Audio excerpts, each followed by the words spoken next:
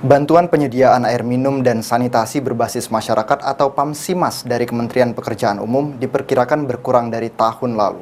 Dari sebelumnya 40 desa menjadi 30 desa yang bakal menerima. Tahun 2022 lalu, 40 desa dari 6 kabupaten yang ada di Sumatera Selatan menerima bantuan penyediaan air minum dan sanitasi berbasis masyarakat atau PAMSIMAS. Namun, tahun ini diperkirakan jumlah tersebut akan berkurang. Hanya 30 desa saja yang akan menerima. Konsultan PAMSIMAS Sumatera Selatan, Sri Hartati mengungkapkan, bantuan untuk PAMSIMAS tersebut dianggarkan melalui APBN. Pihaknya saat ini menurut Sri belum bisa merinci kabupaten mana saja yang akan menerima tahun 2023 ini. Namun jumlahnya berkurang dari tahun sebelumnya.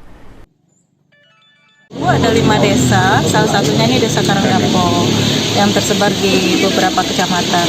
Kalau untuk Provinsi Sumatera Selatan ada di 6 kabupaten yang terdiri dari 40 desa yang di Oku 5 desa.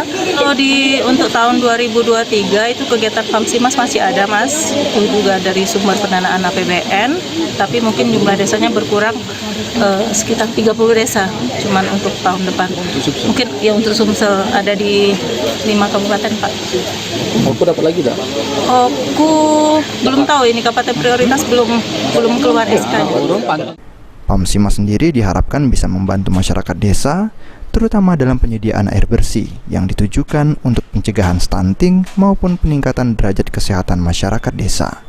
Ari Pranika, PAL TV.